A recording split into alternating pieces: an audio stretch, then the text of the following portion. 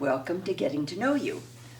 This program, the idea started with Betty Osan, who felt we're a community that shares games and lunches and dinners and happy hours, but we don't necessarily know what people did in their other lives. And so we decided to do what she thought would be good as a fireside chat. We decided in Arizona it wasn't a good idea to have a fireside chat, that we would have Getting to Know You. So this is Getting to Know You. And today I have Dr. Bob Richard, and there's a lot we need to know. And I've been so excited to interview you because Bob started contributing to this community before he even moved here. He knew Jacques, and he had astronomy equipment, and he donated a whole bunch of it, and we have a wonderful observatory, and anybody who's taken a walk around the campus, go sort of off campus, isn't it? Yeah, that's right, by D1 door. Yeah. So you go out and turn right, there's a little walk, it takes you right to it there. Mm-hmm. And is that your second home? I called last night and your wife said, "Oh, he's at the observatory." Well, I'll tell you, I have been very busy with it in the last several weeks, but no, it's going to be a place where I can go, and it's quiet, and except for the traffic, and it's a place where I can think about things, and astronomy is a very thought-provoking, what shall we say, study, in that it takes you way out beyond Earth, and you just are confronted with things that you don't normally think about or confront here. Right. In fact, when we talk about it, I have a hard time getting my head wrapped around it because it's like outer space seems like Yes, it's way too out magic. there. It is. And you originally came from Santa Barbara. Yes, that's where we were living before we moved here full-time. Mm-hmm. We got a vacation home in Scottsdale, and we would come here periodically and stay for a number of weeks, and depending on our schedule. And so that's how we came to know Scottsdale, and then actually heard about Westminster while we were here, and began to think about a community like this. So we naturally checked out Westminster because it was only 20 minutes from our where we're living, and we really liked Scottsdale. We really enjoyed coming here. Mm-hmm. And correct me if I'm wrong, but I don't think you've been here a year, have you? No, it'll be 2 years in August. Oh, that 2 we years moved in August. Yeah, 2 years in Okay. August that we moved in, right? Mm-hmm. And do you like it? Oh, yeah, It yeah. was what you expected it to be? You know, it's, when you're first here, it's an adjustment because Jackie and I hadn't lived in an apartment since we were in our mid-20s. Yes. And so coming and living in an apartment again, and on the second story, we have a beautiful view, so we're really pleased with that. But that was a bit of an adjustment, but I think it was a great decision to be here, and as it's turned out, I've been able to do some things here that I just never thought would happen for me in these later years. Excellent. And so it's been really exciting, and it's been pretty amazing, actually. And both you and your wife are PhD psychologists, is that correct? That's right.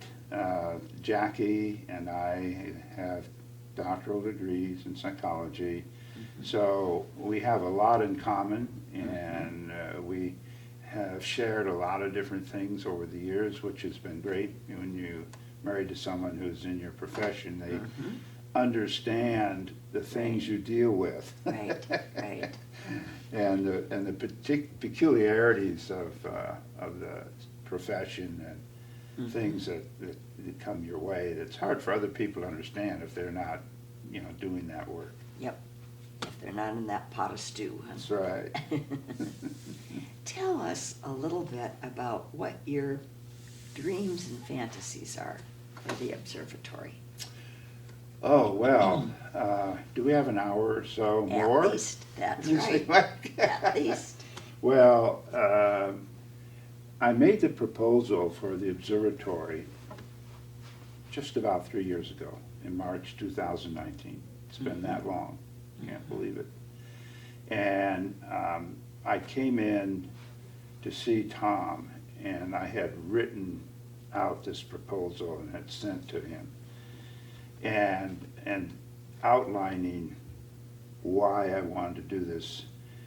And basically, I said, I would like a place where I can have my telescope set up permanently, which would be great for me, but far beyond that, I wanted to have a situation where this observatory would be for the benefit of the residents and their families, and also the employees and their families. Mhm. So my vision has always been beyond my own use, for sure, and trying to get people involved in the community with this. And so he really latched on to the idea. He really thought this is a great idea. So from that, then all this other stuff emerged, the fundraising we did. The residents generated over $16,000 for this, which was amazing. They were very excited. Oh, yes, and that, I knew people would be excited, but I wasn't quite expecting the level Uh-huh. of excitement that it seemed to generate, which was wonderful. I mean, it really gave it a lot of energy. That's right. And then, as we proceeded, we came up against COVID, of course, and that slowed us down. And finally, we were able to move forward and get the observatory pieces and everything that we had ordered. There's a long period of waiting and kind of frustration, and you just have to hang in there. That's certainly one thing I've learned in my life, in other situations. If you really want to get something done, you have to hang in. Yes. Stay focused and hang in. Mm-hmm. And then it'll get there, but you got to be patient. So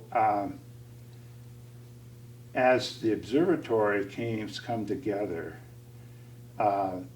in terms of the future, we want to really give the residents an opportunity to see various sights in the heavens. So we're going to schedule what we call star parties, Uh-huh. and we'll have the residents come and look at what other object we have that we're showing. And then eventually, we want to do something for the employees. I know a number of people said to me, well, our kids would love to see this. So I said, yeah, well, we can have a family night. There are all kinds of things we can do here with this to introduce people to the heavens. It's so that's all there. There may be opportunities for me to do some lecturing on astronomy connected with the Very good. the observatory, and so there are just a whole lot of things we can do. And people have asked me these things, and I said, the way I'm working is one step at a time, one foot in front of the other. We'll get this done, then we'll get this done, then we'll get this done. So we are now at the point, of course, of having a grand opening for the observatory, and that will be coming the second week of February. Wow, that's close. Yep, it's very close. Yeah, the observatory is fully functional now. It's fully operational. Yeah. A dream come true. It is, I mean, actually, I don't know how to, it was really unexpected that there would be this kind of response. Mhm. And it's really, this is an incredible example of a team effort. Truly, it took a lot of people working together to make this happen. Mhm. I I mean, I Go ahead. understand Tom Winkleman was sort of the assistant supervisor, right?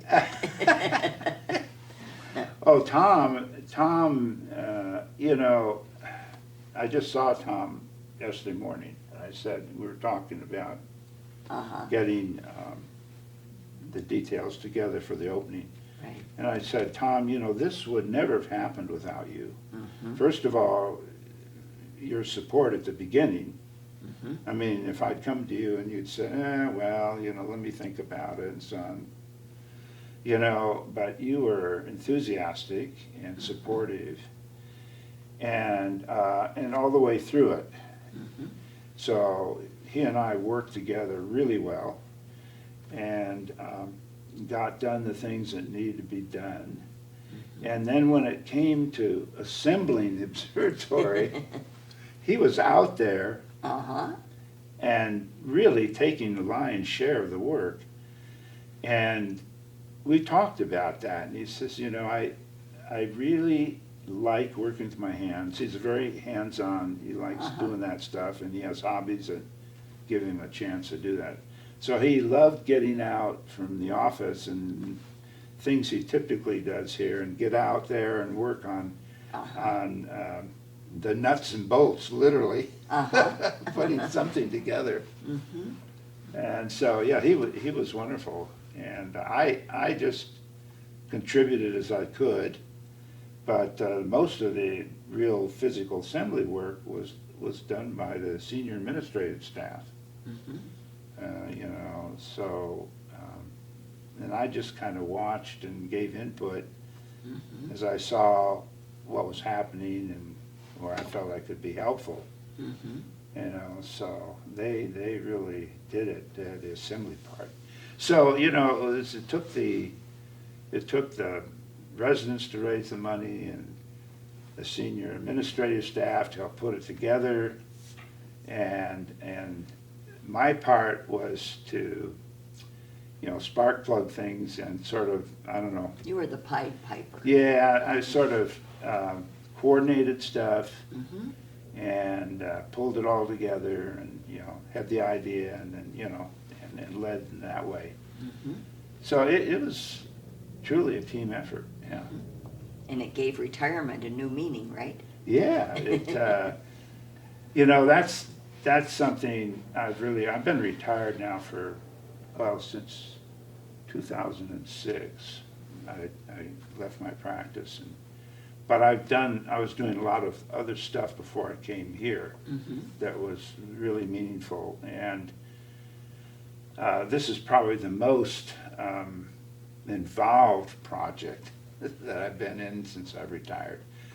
But what I've learned clearly is that it's really important to have something that's meaningful and important to you in retirement.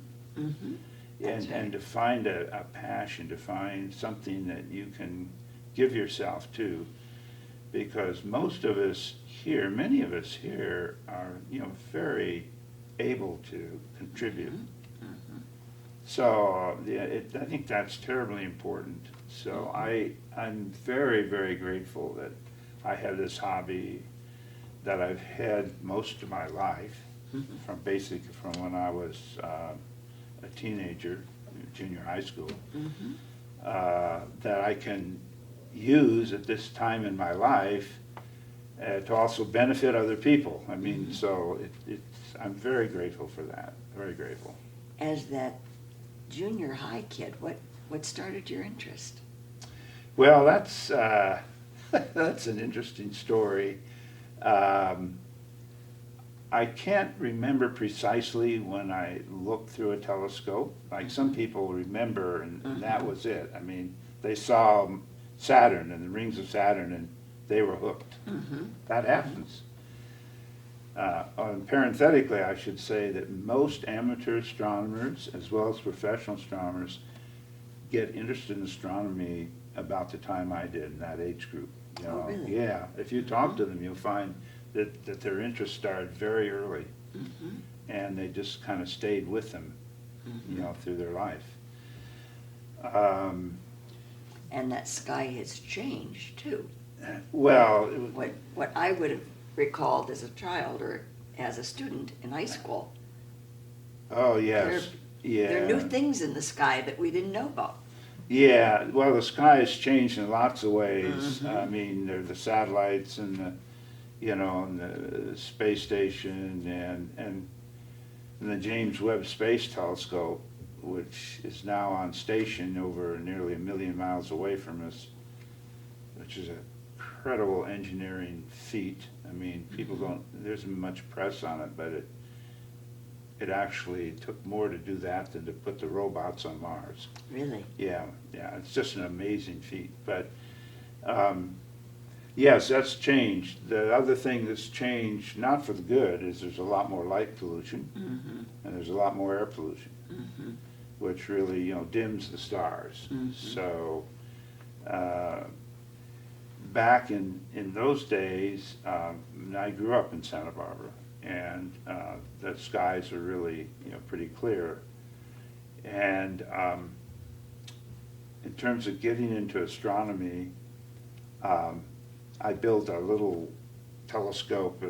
The lens was about like this, you know, and put it on a wood stand, and it was rickety, and so I soon learned that this wasn't very useful. Uh-huh. So my parents, who they were, bless their hearts, they were totally supportive of me in this, which again, I'm really grateful for. I mean, I think it shows that when parents are really supportive, Yes. it really makes a difference. Not pushy, you know, not but just standing behind you and say, well, you know, it sounds good, try that out, and, you know, let you explore. And in this case, they help financially with helping me get optics. So I built a couple more telescopes that I built in high school. And that's when I also got into doing some photography through the telescope. And so it just sort of continued to develop. So through my whole life, I've had a telescope someplace.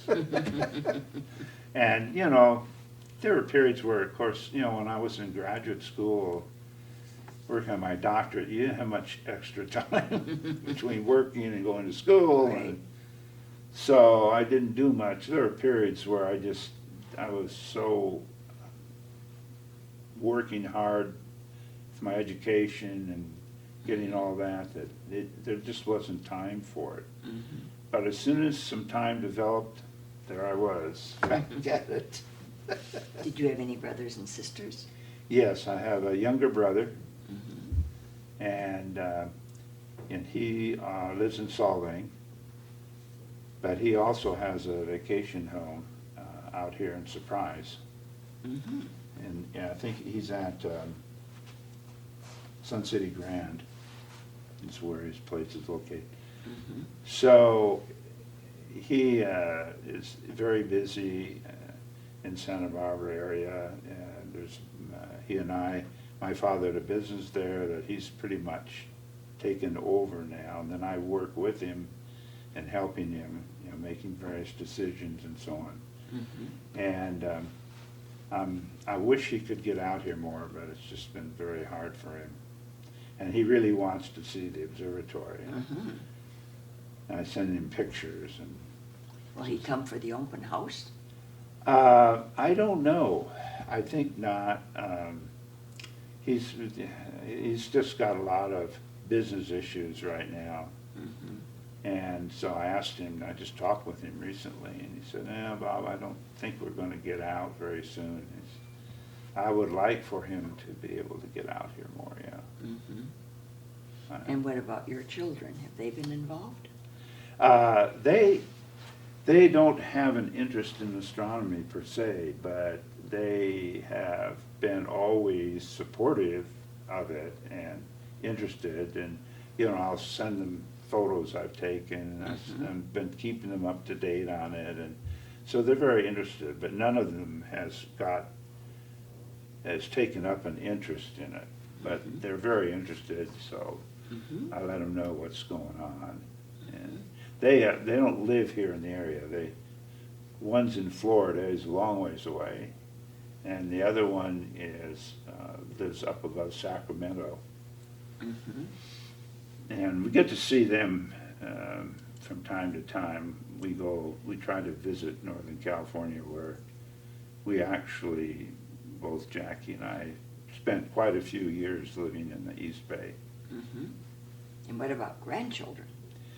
Okay, grandchildren they're spread out as well.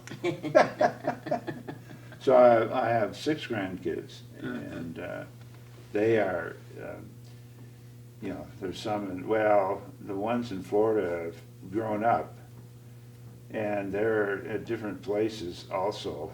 You know, they've taken off. And then the ones up in North, where my younger son is, one's in Cal and the other one is still in high school. So they have one left. There's really one left, and then everybody will be empty nested. So it's amazing. I mean, so that's one of the things, you know, that I miss, being around them more. But they I mean, my kids just took off and they went where they needed to go, and they got married and had kids, and so. But go ahead. I'm going to say the sky has many stars, and your family has many stars, and they're all distant. Yeah, they're all distant. Yeah, actually, my older son is a psychologist. He's in academia. He teaches. And my younger son is a day trader, which he's business oriented, more like my father, that way. And then Jackie and I have 2 stepdaughters, and they are wonderful, you know, really wonderful people. And I tell people that I got my daughters through that, through her, because I grew up with a brother, and then I had sons, so it was about time to get this balanced out a little more. And so I came into their lives when they were pre-teenagers, just right on the verge, you know, becoming teenage. And so it was a steep learning curve, because raising daughters is very different than raising sons. Really? Yes, and I learned that. And so some of my friends said, "Bob, are you sure you want to get into this? You already raised your sons through teenage. You sure you want it?" I said, "Yes, you know, it's the complete package. I married Jackie, and her kids become my kids, and that's the way it is. And so it's worked out really well. And have those 2 sons connected to those 2 daughters of the heart? Not too much, because they're so much older. And my sons are in their middle 50s, and Jackie's younger than I am, so, and she had her children late, so her daughters are in their 30s. So there's a big age gap. So there isn't a lot of connection between them. An interesting life. You know, I have to tell you, I mean, I had a whole boating history here, you know, if you want to go into that, but sailed to Hawaii, and I have had, and I feel profoundly grateful for that. I have had wonderful experiences Mhm. you know. Yeah. It's true, yeah. Well, it's a little hard to boat in the desert, isn't it? Yeah, you can go up to Lake Pleasant and other places. Uh-huh. But my boating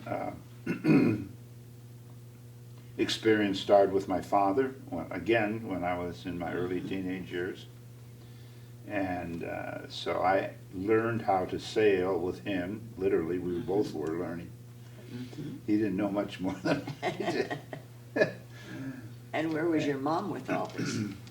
My mom did not like boating.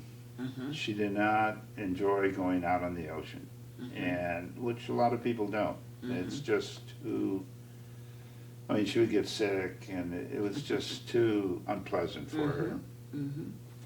Like someone has commented that one of the most uncomfortable ways to travel from place to place is in a small boat on the ocean. I'm one of those.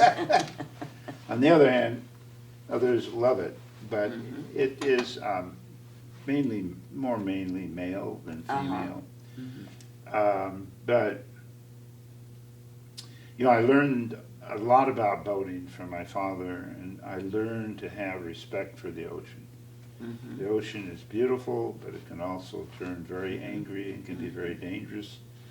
And if you don't know what you're doing, you can get in trouble pretty quickly. And every year in Santa Barbara, we have people taking off in small boats, didn't know what they were doing, and get in rough waters and call the Coast Guard.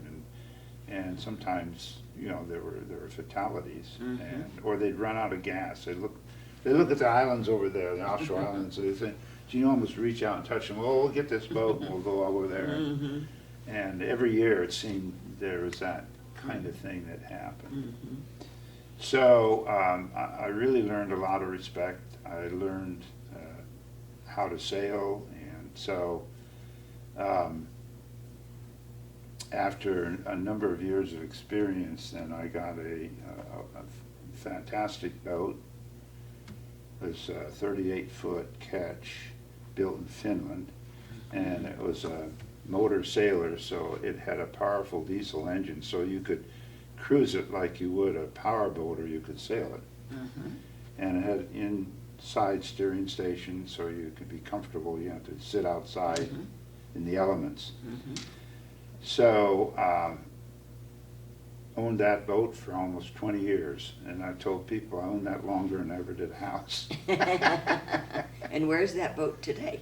It's still up in San Francisco Bay. I sold it quite a few years ago now, around the time I retired. Actually, a little before that, because sailing is the boat weighed 12 tons, and when you're out in the bay in 30 knots of wind, keeled over, it's exhilarating. I mean, it's exhilarating for me anyway. Just the wind and the boat and the water. No engine. That's all. I mean, just the primal elements, and it's just incredibly exhilarating to me.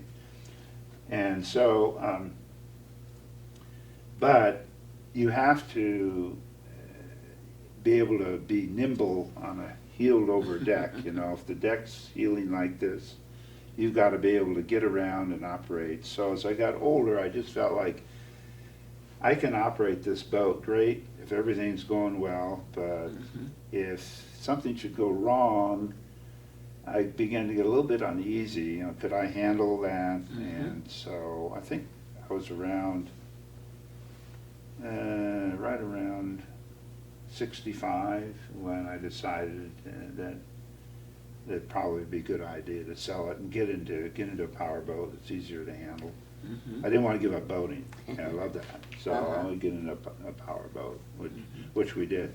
Jackie had not sailed that much, but she absolutely loved it. She loved getting out on the bay and sailing, and I think at the time we sold it, she missed the boat more than I did. Yeah, she really liked it. And what about the photography? What got you into the photography? In the astrophotography, Mhm. through the telescope? Mhm. Yeah. And with sailing? You didn't do photography with, No, well, I Just took, this- yeah, I took various pictures and so on, but not, not with the idea of, you know, creating a special picture. I mean, I got some good photos, but I wasn't really into it as such. The photography stuff that I really got into was through the telescope. Mhm. And I only really got into that after I'd retired, because it's, you have to be out at night fairly late, and you're up, and it's not a good hobby if you're working and have to get Mhm. up, you know, at 6 or 7, or be out of the house. I mean, Mhm. so I didn't really get into that till after I retired. Mhm. And the other thing that happened is that before the turn of the century, in the 90s, and before that, anytime you took pictures, it was on film. So you really had to have a dark room. Mhm. I mean, you could take pictures, but you couldn't take them down, you know, to the drugstore Mhm. and have them developed. I mean, Mhm. they would come back, some of them looking really weird. Mhm. I mean, it's very custom. So when digital cameras came about, that revolutionized photography for Mhm. those of us into it, Mhm. doing astrophotography. Mhm. So Jackie got me this really, really nice digital camera, and so I started experimenting with that through the telescope and getting these pictures. Mhm. And I was amazed really at how much I could do just starting out. Mhm. So from there I just kept learning, refining, and working with it till I was able to, you know, photograph galaxies and nebulae and Mhm. planets, the moon, whatever. And will we have some of those pictures in the observatory? The pictures, I've been thinking about, I haven't talked with Tom about this, but I'm thinking about hanging some of them in the hallway that goes down to the observatory. Oh, very nice. So I have a number of them that we could put there Mhm. for people to look at. Mhm. And I want to continue doing my photography work here. Mhm. So the nights that we're not using it, you know, for residents, I'll be out there probably doing some photography work. In Mhm. fact, there's something I got in my mind right now I want to try to photograph. Mhm. So I'm intending to do that. Mhm. And then anything, we get anything good, you know, we can put it up, Mhm. you know, you can see it. I have a website that people can go to if they want to look at I've looked my, at the website, yes, okay, Mhm. so you know about that, Mhm. yeah. And, but others may not, so. yeah, it's, you want me to give the web Sure, address? absolutely. Okay, it's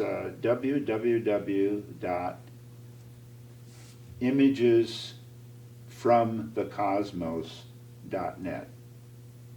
Mhm. www.imagesfromthecosmos.net. Mhm.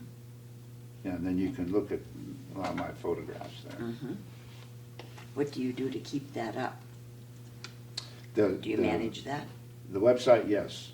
Yeah, I designed it and put it up and manage it and everything, yeah. When do you sleep?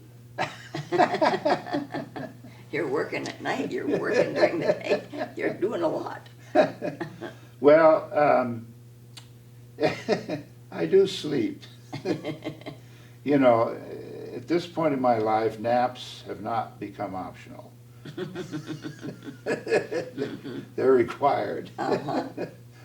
So, you know, I nap during the day at various lengths depending on, you know, how tired I am. Sure. And so I do watch my sleep. I think Mhm. that's really important to Mhm. get adequate sleep. Mhm. And it does make a big difference. Mhm. So I like to keep busy, and I like to have my mind stimulated, and so all of that's fun for me. I mean, I Mhm. enjoy that. Mhm. It's just fun. Mhm. But I have to watch because I don't want to overextend myself on Mhm. things. And I realize coming up soon, I'm going to be very busy getting things going at the Absolutely. observatory Mhm. and learning. I realize I'm going to be on a pretty steep learning curve in terms of handling people at the observatory. Because we don't know how many people are going to show up, for Mhm. sure. Mhm. And how do you, if there's a lot, how do you manage that? Mhm. Now, I want to mention that I have 7 wonderful assistants. Really? 7, yes, here. Wow. These are residents, Mhm. and I'll tell you a little bit about them. These are people who volunteered to be assistants with me. And their purpose is to manage people while I'm running the telescope and taking care of that in the observatory. They will be managing the people outside and getting them to the observatory and back in, into the building. Mhm. So nobody gets out there and doesn't know what to do or doesn't know what's going on. Mhm.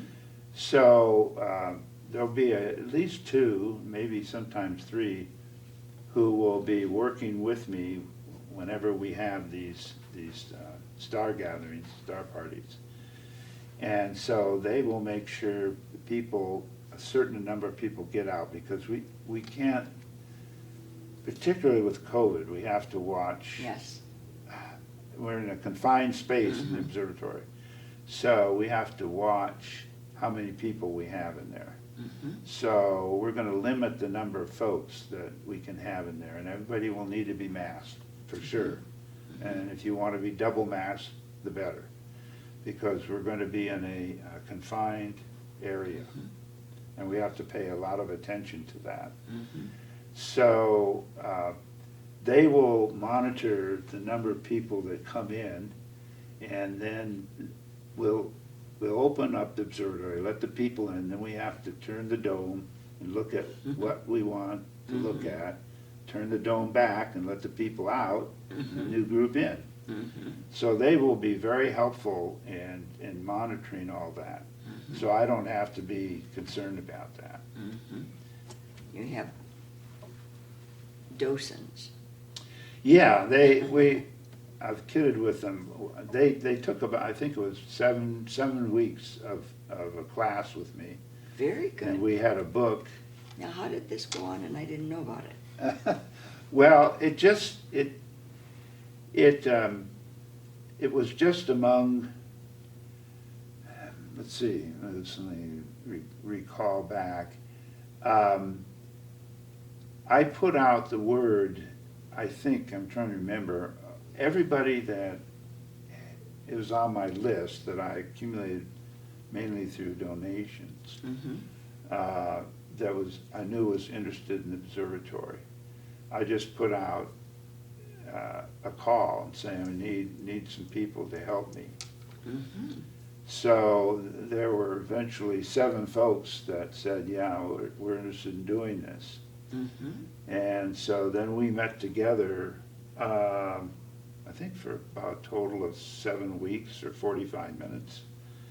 And we went systematically, like you would in a course, through this book, starting with the most interesting stuff, staying away from the highly technical stuff, because people read that and they get discouraged. Because most of these people have no background in Right. astronomy. So we started with the moon, and we went to the planets and so on, and eventually ended way out with galaxies. So these people have had some training in astronomy. Are you going to have another class to back up the? Well, that's something we want to talk about. There may be people interested in doing a class with me. Mhm. You know, in the future. I don't know. Well, those are things we're gonna talk about.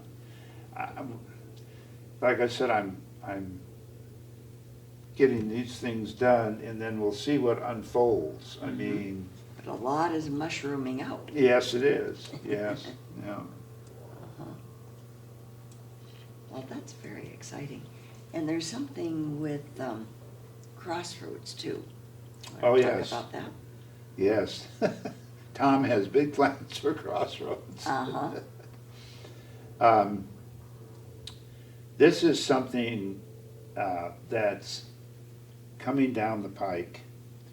Once we get everything, you know, we kind of get used to having people viewing and so on in the observatory. We will eventually be able to transmit images from the telescope into the Crossroads on a 70-inch TV. So people will be able to be in there and to view these different objects on the television screen. Mhm. Which really opens it up to people in wheelchairs and Correct. walkers and That's things correct. like that. That's superb. Yes. The way that, one of the reasons we got this particular building and dome is that all the other ones that are this size, built for amateurs or non-professionals, you couldn't get inside without ducking under, you know, going down and getting this way. This is designed so that you can open the door and put a railing back that the dome runs on, and then walk in standing up. Totally standing, you don't have to duck down or anything, you just walk in. The door, the width of the lower door, see the slot that the telescope looks through is 36 inches wide, so it's very nice. Goes all the way up to the zenith and back. But the door is only about 20-some inches wide, okay? So people in walkers can get through that, but in wheelchairs, no. I mean, it's a problem. So in my proposal, yes, I originally I proposed that we figure out how to send the image into the Crossroads so that people in wheelchairs can see these things. And don't feel that they're left out. So we will be working, getting this done, and Tom wants to redo the whole Crossroads room. He wants new furniture and, you know, a couple of 70-inch TVs and His office. So again, I mean, he's just been so wonderful in That's terms great. of working with this, and so I'm hoping that I got to meet with the IT people. I know one way to do it.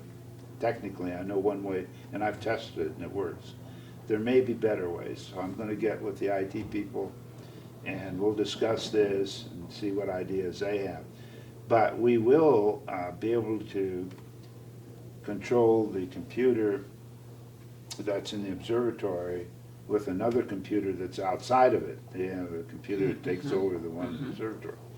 And then also there's another thing that I can control the operation of the telescope remotely. So there are two things going on. You have to control the operation of the telescope up and down, around. But you also have to control the operation of the camera and the imaging. And so both of these things have to be able to be transmitted into the Crossroads. But it's doable. It can be done. Bob, when you think about if today you were thinking about what you were going to do for your life, let's say you're back in your late 20s, early 30s, what would you do in school? You know,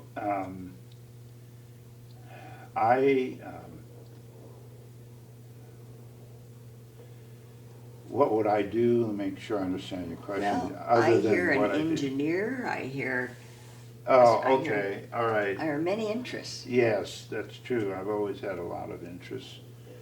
Also, I have strong theological interests. So I have a degree in theology as well. So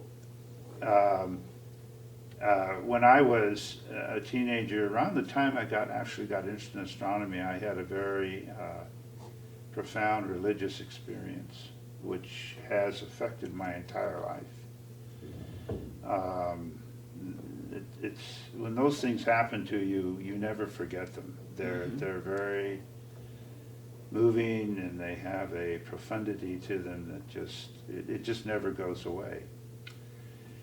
So that really shaped my journey, vocationally, and part of my journey was to ascertain what that meant in terms of my larger life and my profession. And so I really considered going into the ministry. And so after college, I did go to seminary and got a degree. And I actually pastored a small mission church up in Washington State, in a little town called Gig Harbor, across from Tacoma. In the process of getting my education in seminary, I took some classes in pastoral counseling. And when I was in college, psychology, academic psychology and such didn't interest me that much.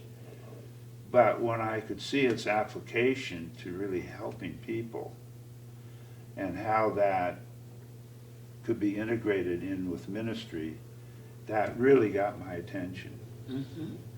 So it was from there that I got some further education in pastoral counseling, and I learned there from my supervisors, who were pretty tough people. They said to me, they said, Bob, you really should consider becoming a psychologist or psychiatrist. That you have a gift for this. You have a gift for working with people like this. So they really came on pretty strong. And I liked it. I mean, I liked doing it. And so I thought, I better look at this. I better listen to this. So I did pastor a small church for about 3 years, and I learned from that this isn't quite where I fit. And I think I'd better look at what it would mean to be a clinical psychologist. I didn't want to go back and be a psychiatrist, and I didn't want to go to medical school and go all through that. So anyway, I got into a clinical psychology program and loved it, just loved it. And then I got into practice up in the Bay Area. I went to practice with another guy who was looking for somebody. And I'm one of those folks that found something that I just absolutely loved. And I would do it all over again. I would do that. I loved it, yeah. What did you do your dissertation on? What I did was, it's a bit esoteric, okay? I went to the Graduate School of Psychology at Fuller Theological Seminary, which was the first professional school founded outside the university. It was a groundbreaking school. And so I went there because I was very interested in trying to fit psychology together with Christian faith and how did all that work. And so I did a dissertation that explored some of that. And what I did was, I don't want to, it gets kind of technical here. What I did was, I took, based on the work by Eugene Gendlin, who was a psychologist and philosopher, he did a lot of work in symbols. And so what I did was, I took his work in symbols and tried to apply that in the creation of worship services so that the symbols would be more directly connected to our experience. So I used people's experiences to generate symbols that were then put into a worship service. And it worked. It really worked. The worship services became, by all measures I took, far more meaningful to people using this approach. But that's what it was. Very interesting. Very Yeah. interesting. So, but I'm just very grateful that I did what I did, because I was able to also work with folks, and one of my real accomplishments, I do feel a lot of,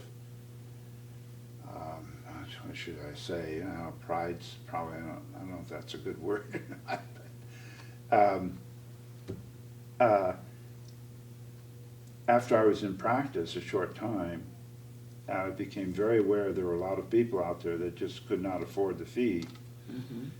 And, I saw some people on Medicare, but still, there were just a lot of people there, and I would adjust my fee, but there was still, so myself and some of my colleagues took some research that was done using lay counselors to help people who didn't have serious mental problems.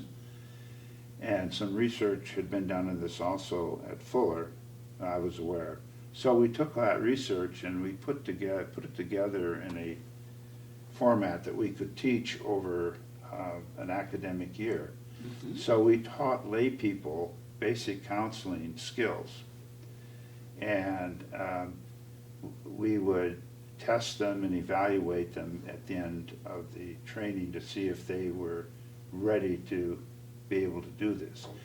And then I was involved in the forming of a nonprofit organization called New Directions Counseling Center, which utilized these lay counselors under professional supervision. So we had supervisors that would supervise them, make sure, they were doing a good job. And that organization went on for just about 30 years and became the main referral for low-income people for Contra Costa County. We saw hundreds of people there. And Under the name of New Direction. Directions. Yeah. The thing excited me is that those of us who were involved in teaching this and all, we were taking our skills, transferring them, and multiplying them, so that there were many, many more people that could be helped than I could possibly help. And they were able to be seen at a very low fee. So I was that was a very Right. exciting thing I did, and I really. Now, California was the first to require licensing, because I remember when I moved there, I Yep. got my license and I was number 5. Really? Yes, I Wow. Yeah. So that's- how did you deal with the licensing? Well, what happened is in the state of California, as long as the lay persons were, first of all, they couldn't take the fee. The fee went to New Directions, a Directions. nonprofit. Uh-huh. So they Okay. were all volunteers. So that got around I a lot of the see. licensing. They were not in private practice in any sense, so Mm-hmm. they just were volunteering. And so as long as we met the requirements for supervision of them, we were fine. So that's how it worked, You're an innovator too. I'd like to think so in some respects, yeah. Well, I so appreciate our time together, and I appreciate your willingness to let other people know who you are at Westminster Village. And you're Okay. not just the star guy. No, there's a lot that, yeah, Uh-huh. I've been able to do. So thank you, Sharon, I Absolutely. appreciate it. I really appreciate your volunteering and coming, well, I don't know that you volunteered, but you were willing to. Oh, yeah, I'm willing. To the open house. Yeah. All the things that are coming. Is there anything else that we didn't cover that you may want people to know? No, I think we covered pretty much everything. Okay. So I can't think of anything right now. I'll probably think of something after I leave, but. Well, then we'll have to do another interview. Thank you very, very Yeah, much. well, you're welcome, Sharon. Really Thank you for appreciate it. having me. I appreciate Uh-huh. it.